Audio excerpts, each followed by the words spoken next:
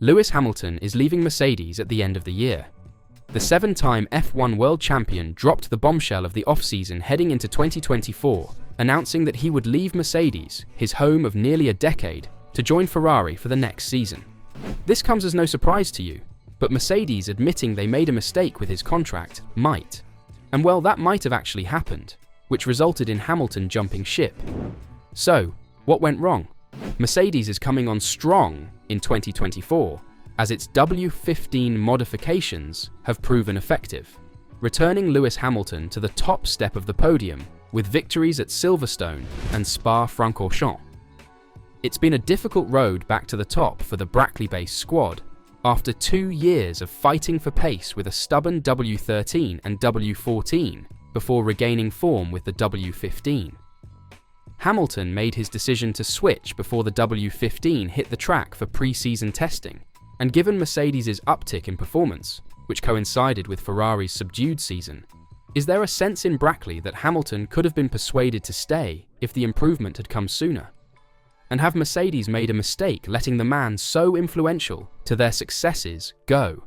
And how could this even happen?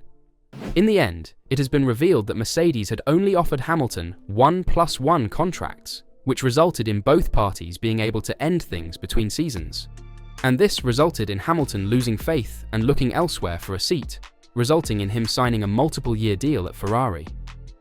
Andrew Shovlin, the team's head of trackside engineering, discussed the topic, but also praised Lewis Hamilton's contributions to the team ahead of his move to Ferrari. "I think, if we'd been winning championships, it would have been difficult for Lewis to say no," according to him. However, I think his biggest reasons are not necessarily ones of car performance. He clearly wants to have another chapter in his career beyond his very successful one with Mercedes. He's of an age where, if he was going to do that, he would need to do it sooner rather than later. As I said, if we were dominating the championship, I suspect it would have been difficult for him to do that. But I think a big part of Lewis is wanting to have another team and another challenge in his career. I think, when someone's decided that they want to do that, it can be quite difficult to persuade them otherwise. With Hamilton winning his first race since the tail end of 2021, beating Max Verstappen to victory at Silverstone, Shovlin denied that the 7-time F1 world champion is a man reborn due to an increase in confidence, but that both he and Russell have an extra pep in their step as a result of improved performance that allows them to compete for wins.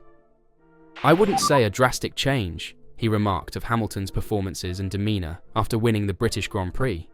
"The bigger one, with both of the drivers, is they've recently realised that, if the track's right, we've got a car that can win races, as we saw in Silverstone, and we've got a car that, for the last 5 races, has been fighting for podiums on merit.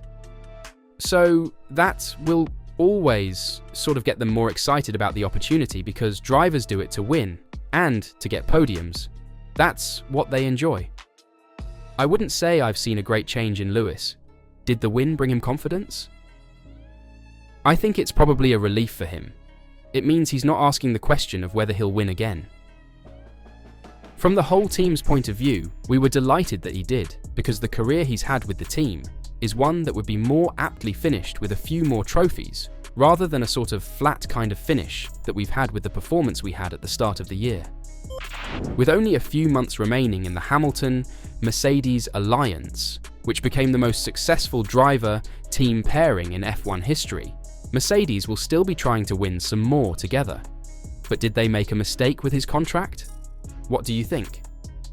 Next to this, Mercedes boss Toto Wolff has stated that the team's major goal in the remaining rounds of the 2024 Formula One season is to finish third in both championships. Wolff has stated that Mercedes remained positive throughout that time because it was confident it had resolved a large proportion of the faults that plagued it previous season. "The start of the season was difficult," Wolff said. "Our aim over the winter had been to solve the underlying issues that hampered the W14. We managed that, but found new problems. This also made the picture clearer. We had ticked many boxes of things we thought had caused our issues. There was not a lot left over, therefore. The team worked hard to get on top of these issues. As we progressed, we realised what we were doing wrong. From that point on, we've made solid steps forward." Mercedes has subsequently made a breakthrough, with persistent improvements propelling the team to 3 wins in 5 races prior to the break. Wolff has said that he was certain Mercedes was back on track after the car's early modifications began to deliver on the promise shown in the wind tunnel. We saw that in China.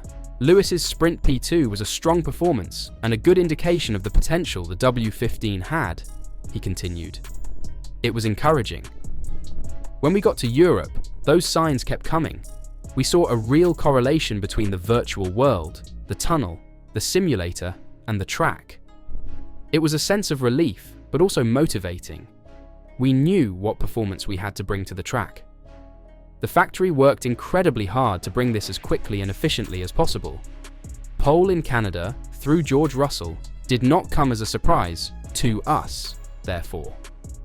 We started to see many sessions that looked positive, not just on Friday when the track was green and where we had been misled in the past. That has resulted in an upturn in fortunes. 3 victories in the past 4 races is testament to that. It has come from a lot of hard work and dedication from everyone at Brackley and Brixworth. The difference now from the start of the season, therefore, is that we have a car that can score solid points every week. We also have 2 top drivers that are able to make that happen. We have more work to do to be in the fight for victory every weekend. We have made good steps forward, and we have a car that can perform near the front of the field. Although the reversal came too late to make a championship bid, Mercedes' recent massive point hauls have left it 79 points behind a regressing Ferrari. Meanwhile, Lewis Hamilton's victories in Britain and Belgium have moved him up to 6th place in the Drivers' Championship, 27 points behind 3rd place Charles Leclerc. Wolff has confessed that making predictions for the upcoming rounds is premature, but the Austrian feels that a double top 3 finish is a feasible goal. It is difficult to say what will happen in the final 10 races, Wolff previewed. The competitive order between the top 4 is close. That is a good thing though, as it is making the sport incredibly exciting. We will be pushing hard to fight for more victories and aiming to get top 3 in both championships. Even though they might not be there yet, the team intends to fight at the front next year, thus there will be big upgrades.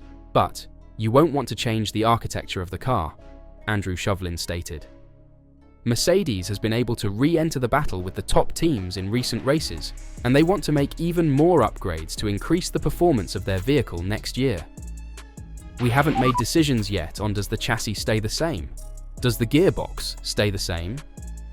Andrew Shovlin, Mercedes Trackside Engineering Director, stated, "The reality is, you probably can't change everything. We're at a stage now where we're trying to evaluate those to look for the best return for your spend in the cost cap. I think, aerodynamically, our car and most people's cars will be an evolution of what we have today. There'll be significant changes on there, but you won't want to change the architecture of the car and take a big hit in the wind tunnel that you then have to recover. I don't think many people will be doing that. What do you think? Will Mercedes be able to keep their current improvements in check? And will they be able to further develop upon this in 2025? Let me know your thoughts in the comments down below.